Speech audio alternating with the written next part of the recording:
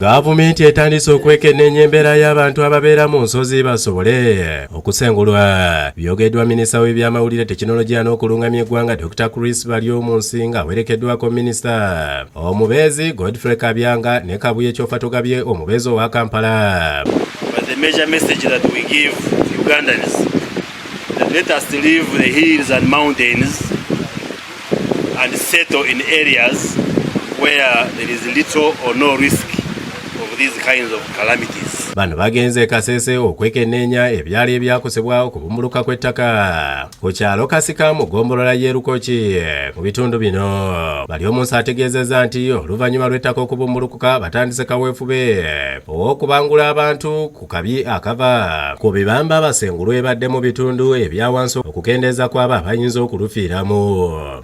As a government, we had earlier on discussed this matter and agreed that all those who live on the slopes of hills at a gradient of above 30 degrees should be relocated. And therefore we have to find land which is habitable and which is less risky. Pulezidenti Museveni era aweerezza amataaba eri famire emu eyafiirwa abantu mu kulumbuluka kw'ettaka e Kasese okwaliwo ku Lwokusatu n'obukadde 5. Christopher Masereka yafiirwa abantu 11 okuli mukyala we, abaana n'ekizibwewe mu njege eno era nga tayinza kwerabira ebyo ebyaliwo mu kiro ekyakeesa Olwokusatu. Masereka mu kiseera kino akyali mu kujjanjabibwa mu ddwaliro lya St Mary's Hospital Kasese ate ng'abaana be bana bo bakyali mu ddwaliro erya St Paul Health Center. Masereka yeebazizza amataaba Pulezidenti g'amuweereza n'ensimbi ez'obujjanjabi.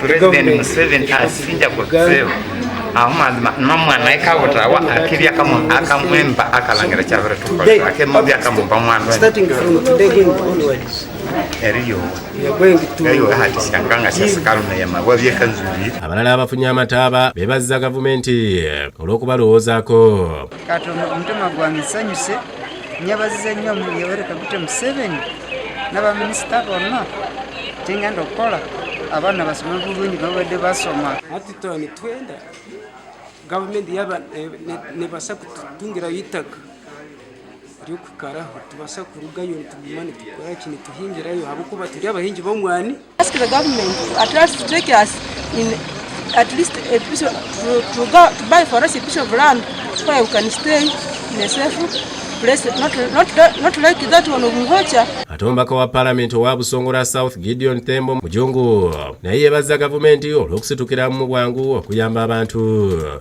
We are very grateful to the President for the support he has given to the deceased and those in hospital.